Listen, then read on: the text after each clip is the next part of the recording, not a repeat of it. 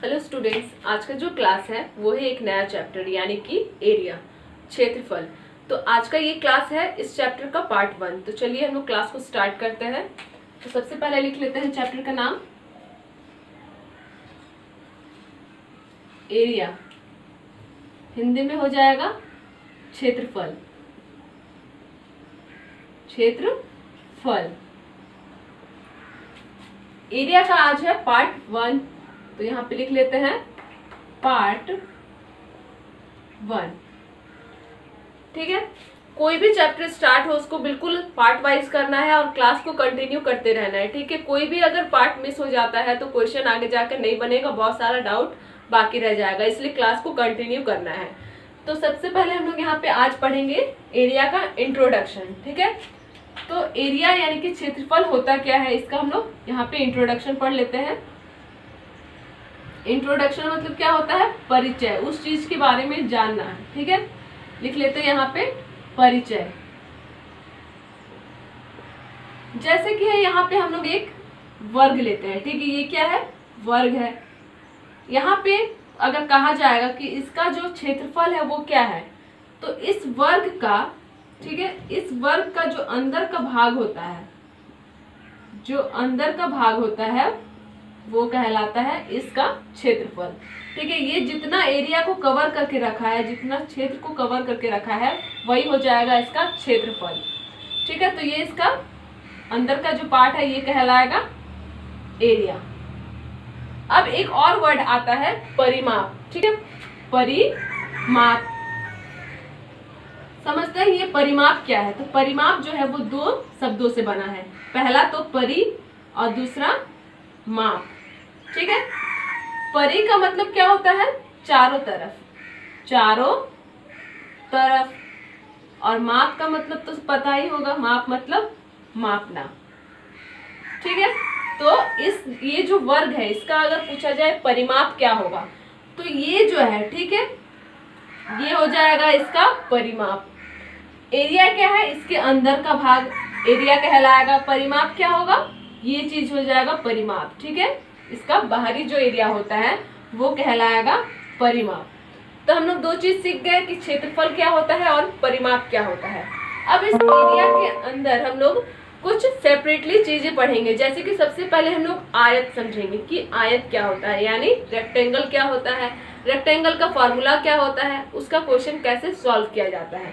ठीक है, तो हम लोग सबसे पहले समझेंगे रेक्टेंगल के बारे में, यानी कि आयत के बारे में। तो सबसे पहले आयत को देख लेते हैं। ठीक है, तो आयत का जो डायग्राम है वो किस तरह से होगा, इस तरह से होता है आयत। ठीक है, ये क्या है, आयत, यानी कि इंग्लिश में क्या हो जाएगा, रेक्टेंगल, रेक्टेंगल। अब इसका कुछ प्रॉपर्टीज होता है, वो प्रॉपर्टीज यानी कि गुण होता है। ठीक है, गुण क्या होता है कि इसका जो ये साइड है, ठीक है, ये साइड इस साइड के बराबर होगा, यानी जितना ये होगा, ठीक है, 2 मीटर 3 मीटर 4 मीटर जितना भी होगा उधर ही इतना, इधर भी उतना ही होगा। ये जितना लंबा होगा ये भी उतना ही लंबा होगा। ठीक है, इसका ये गुण है, प्रॉपर्टीज है। प्रॉपर्टीज को याद रखना है। ठीक है, अगर आपको अच्छे से और समझना है तो आप इसको कॉपी में नोट कर लीजिए, ताकि टाइम टू टाइम आप एक बार कॉपी पलट के देखेंगे तो सारा चीज याद आ जाएगा। ठीक है, तो इसका जो फॉर्मूला होता है यानी एरिया, एरिया ऑफ रेक्टेंगल क्या होता है, होता है L इंटू बी।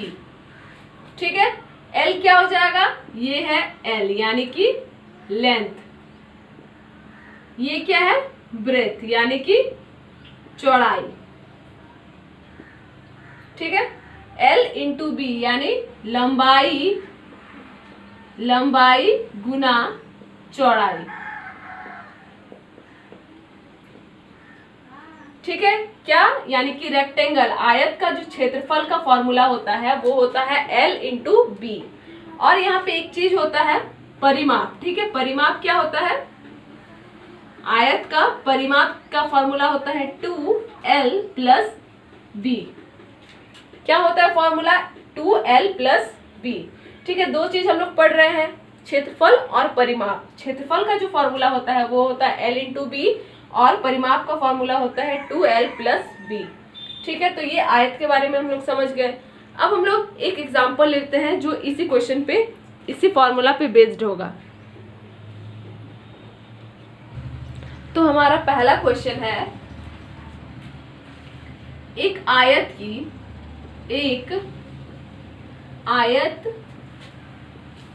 की लंबाई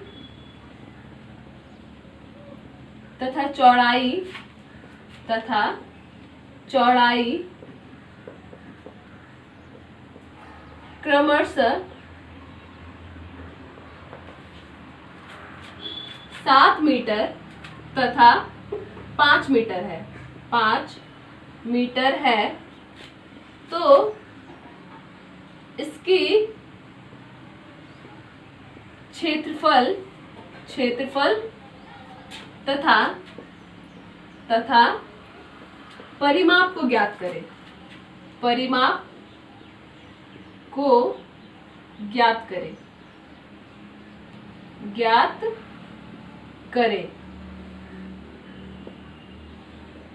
ठीक है, क्वेश्चन क्या है कि एक आयत की लंबाई तथा चौड़ाई क्रमशः 7 मीटर तथा 5 मीटर है। इसके क्षेत्रफल तथा परिमाप को ज्ञात करें। ठीक है, तो अब हम लोग इसको सॉल्व करने का कोशिश करते हैं। तो एरिया का एक सबसे बड़ा जो थिंग है वो क्या है कि सबसे पहले हम लोग जो भी हम लोग क्वेश्चन में समझ में आ रहा है उसको सबसे पहले डायग्राम में बनाने का कोशिश कीजिए। ठीक है, जो कहा जा रहा है उसको सबसे पहले ड्रॉ कीजिए। ड्रॉ करने के बाद ही अच्छे से सॉल्व हो पाएगा। ठीक है, तो यहाँ पे बात क्या हो रहा है, आयत का। तो ठीक है, हम लोग यहाँ पे एक आयत ड्रॉ कर लेते हैं। ठीक है, ये हो गया आयत। इसमें क्या कहा गया है कि एक आयत की लंबाई तथा चौड़ाई क्रमशः 7 मीटर तथा 5 मीटर है। लंबाई तथा चौड़ाई, पहले लंबाई है तो पहला वाला क्या हो जाएगा, लंबाई होगा। तो ये हो गया लंबाई कितना, 7 मीटर। अब चौड़ाई का बात क्या हुआ है, 5 मीटर का। ठीक है, दो चीज दिया गया है, लंबाई और चौड़ाई। अभी हम लोग थोड़ा देर पहले पढ़े थे प्रॉपर्टीज यानी कि गुण। अगर इसका इधर वाला भाग अगर 5 मीटर है तो मतलब ये भी हो जाएगा 5 मीटर। ये अगर 7 मीटर है तो ऊपर भी हो जाएगा 7 मीटर। ठीक है, तो यहाँ पे पूछा गया है कि इसका क्षेत्रफल क्या होगा। क्षेत्रफल बराबर, अभी हम लोग क्या पढ़े थे फॉर्मूला, L × B, यानी कि लंबाई गुना चौड़ाई। ठीक है, ये हम लोग अभी पढ़े थे।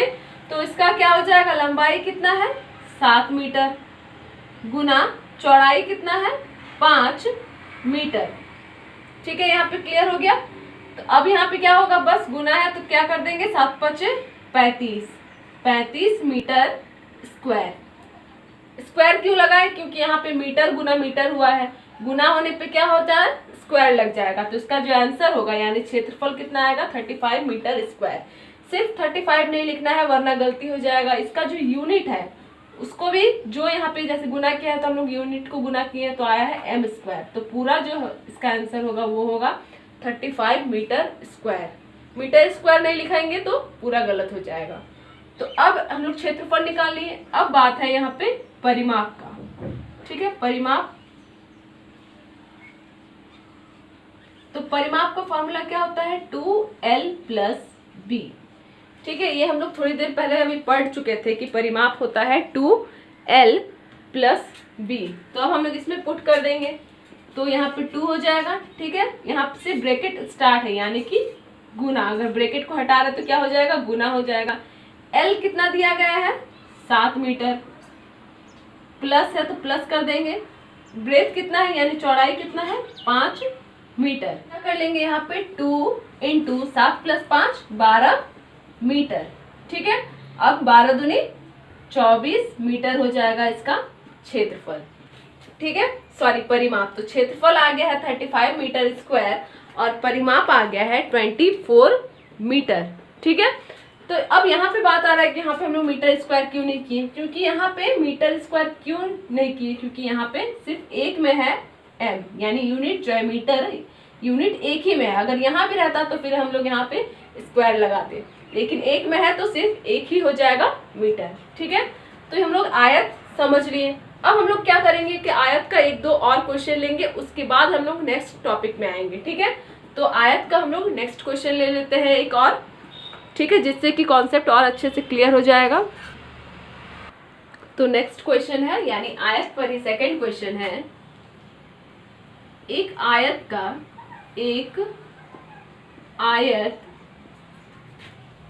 का क्षेत्रफल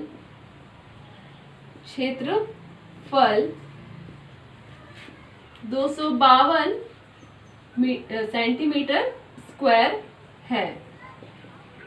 इसकी लंबाई तथा चौड़ाई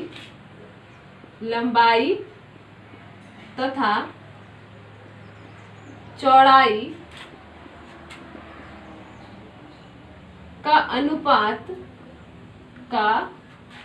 अनुपात 9:7 है। इस आयत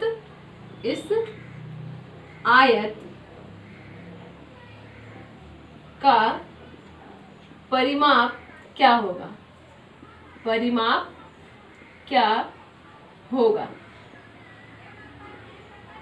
ठीक है, इसमें 4 ऑप्शन दिया गया है हम लोगों को। पहला है 54 सेंटीमीटर, दूसरा है 64 सेंटीमीटर, तीसरा है 62 सेंटीमीटर और लास्ट है 68 सेंटीमीटर। ठीक है, एक बार हम लोग क्वेश्चन को पढ़ लेते हैं। एक आयत का क्षेत्रफल 252 सेंटीमीटर स्क्वायर है। इसकी लंबाई तथा चौड़ाई का अनुपात 9:7 है। इस आयत का परिमाप क्या होगा? ऑप्शन में है 54 सेंटीमीटर, 64 सेंटीमीटर, 62 सेंटीमीटर और लास्ट का जो है वो है 68 सेंटीमीटर। तो इसको सबसे पहले हम लोग इसका क्या करेंगे, डायग्राम बनाएंगे। ठीक है, आयत का बात हो रहा है तो यहाँ पे आयत बनाते हैं एक। ठीक है,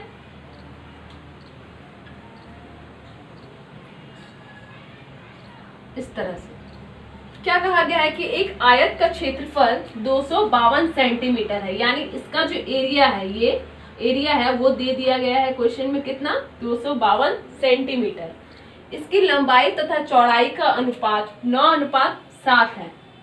ये 9 हो जाएगा, ये हो जाएगा 7। लेकिन यहाँ पे हम लोगों को ध्यान देना है कि इसमें अनुपात दिया गया है, ये नहीं कहा गया है कि 9 सेंटीमीटर है या फिर 7 सेंटीमीटर है। अनुपात दिया गया है, जितना भी इसका लंबाई या चौड़ाई है उसका अनुपात है 9 अनुपात तथा 7 अनुपात। इसको हम लोग क्या मान लेंगे? x मान लेंगे। ठीक है, तो अब क्या कहा गया है कि इस आयत का परिमाप क्या होगा? एरिया दे दिया गया है, हम लोगों को ज्ञात करना है परिमाप। तो कर लेते हैं सबसे पहले एरिया। ठीक है, एरिया यानी क्षेत्रफल का जो फॉर्मूला होता है वो क्या होता है? L into B. ठीक है, L इंटू बी का जो है यानी लंबाई तथा चौड़ाई का अनुपात दे दिया गया है और एरिया भी दे दिया गया है। तो एरिया की जगह पे हम लोग क्या लिख सकते हैं? 252 सेंटीमीटर स्क्वायर लिख सकते हैं। लेंथ का जो अनुपात है वो क्या है? 9x गुना ब्रेथ यानी चौड़ाई क्या है? 7x। ठीक है, यहाँ पे हो जाएगा 252 गुना, इसको अगर हम लोग गुना करेंगे, ठीक है, तो हो जाएगा 63x स्क्वायर। स्क्वायर क्यों हुआ ये तो क्लियर हो गया होगा, क्योंकि यहाँ पे बीच में है गुना। ठीक है, तो नेक्स्ट स्टेप क्या हो जाएगा? 63x स्क्वायर 252, तो x स्क्वायर बराबर 252 बटा 63। ठीक है, तो यहाँ पे हम लोगों को देखना है कि क्या ये कट रहा है, यानी 63 का पहाड़ा में 252 आता है या नहीं आता है। तो यहाँ पे हम लोग देख रहे हैं कि 63 का पहाड़ा में है जो ये 252 है, ये 4 बार में कट जा रहा है। ठीक है, तो x स्क्वायर जो आया है वो आया है 4। तो स्क्वायर को अगर हम लोग हटाएंगे तो क्या लग जाएगा? इधर वाले पे लग जाएगा रूट। 4 का रूट क्या होता है? 2। ठीक है, यानी x का जो वैल्यू आ गया वो आ गया हम लोग का 2। ठीक है, तो अब हम लोग नेक्स्ट स्टेप में आते हैं। ठीक है, ये x हम लोग को निकालने के लिए नहीं कहा गया है, हम लोगों को कहा गया है परिमाप निकालने के लिए। x हम लोग लोग निकाल लिए, इससे क्या निकाल लेंगे, लंबाई और चौड़ाई हम लोग ले आएंगे। ठीक है, तो अब हम लोग अपना नेक्स्ट स्टेप में आते हैं, जिससे निकल जाएगा आयत का लंबाई तथा चौड़ाई। तो हम लोग यहाँ पे x फाइंड कर लिए, तो इससे क्या कर लेंगे, हम लोग लंबाई और चौड़ाई को ज्ञात कर लेते हैं। तो लंबाई क्या था हम लोग का अनुपात 9x, तो 9 और गुना x की जगह क्या हो जाएगा 2, यानी कि 18 मीटर हो जाएगा हम लोग का लंबाई। चौड़ाई कितना है, चौड़ाई का जो अनुपात दिया गया था वो दिया गया था 7x, तो 7 गुना x का वैल्यू है 2, तो आ जाएगा 14 मीटर। ठीक है, अब हम लोग फाइंड कर लिए, लंबाई आ गया है 18 मीटर और चौड़ाई आ गया है 14 मीटर। ठीक है, निकाल लिए। नेक्स्ट क्या है कि हम लोग से पूछा गया है परिमाप क्या होगा। तो परिमाप का फॉर्मूला क्या था, परिमाप का फॉर्मूला था 2l + b। ठीक है, ये परिमाप का फॉर्मूला था। ठीक है, तो इस पे बस हम लोग क्या करेंगे, पुट कर देंगे। तो 2l की जगह क्या हो जाएगा 18 प्लस b की जगह क्या हो जाएगा 14, फिर 2, ये दोनों को अगर हम लोग जोड़ देंगे तो कितना हो जाएगा 8 4 का 12 का 2, हाथ में 1, इधर हो जाएगा 3। ठीक है, ये हट जाएगा तो गुना 32 दूनी कितना हो जाएगा 64 सेंटीमीटर आ जाएगा इसका परिमाप। ठीक है, परिमाप कितना आ जाएगा 64 सेंटीमीटर, यानी ऑप्शन नंबर बी हो जाएगा यहाँ पे करेक्ट आंसर। ठीक है, तो हम लोग आयत का सबसे पहले फॉर्मूला पढ़े, उसका क्वेश्चन बनाए एक बेसिक सा, और एक हम लोग कुछ अलग क्वेश्चन अभी कर लिए। ठीक है, इसका अभी कुछ और क्वेश्चंस होगा, उसके बाद ही हम लोग नेक्स्ट यानी फिर सर्कल या फिर स्क्वायर में आएंगे। तो सबसे पहले हम लोग क्या करेंगे कि आयत को अच्छे से समझ लेंगे, इसका कुछ क्वेश्चंस को बना लेंगे, उसके बाद ही नेक्स्ट टॉपिक पे आएंगे। इसी तरह से हम लोग बाकी सब का भी करेंगे, यानी अभी आयत का हम लोग फॉर्मूला लिए फिर क्वेश्चन बनाए, इसी तरह सर्कल का भी पहले फॉर्मूला करेंगे फिर क्वेश्चन करेंगे, स्क्वायर का भी पहले हम लोग फॉर्मूला करेंगे फिर क्वेश्चन करेंगे। इस तरह हम लोग एक एक करके ये चैप्टर को कंप्लीट करेंगे, यानी कि एरिया को कंप्लीट करेंगे। तो आज हम लोग कुछ बेसिक क्वेश्चंस को पढ़ लिए। ठीक है, इसी तरह से कुछ बेसिक और एकदम इजी क्वेश्चन बुक में ऑलरेडी दिया गया है, तो आप लोग वहां से जाके प्रैक्टिस कीजिए, क्योंकि जितना प्रैक्टिस कीजिएगा उतना कॉन्सेप्ट क्लियर होगा, और कॉन्सेप्ट क्लियर होगा यानी कहीं भी डाउट नहीं रहेगा। ठीक है, और ये जो क्वेश्चन है मतलब ये जो चैप्टर है ये काफी इंपॉर्टेंट भी है, इससे आता ही है एग्जाम में, इसलिए जितना से ज्यादा हो सके उतना ज्यादा एग्जाम्पल को बनाइए। ठीक है, तो हम लोग इसी का नेक्स्ट क्लास में हम लोग रेक्टेंगल से ही कुछ और क्वेश्चंस को बनाएंगे। तो आज के लिए बस इतना ही, आज का क्लास यहीं पे समाप्त होता है।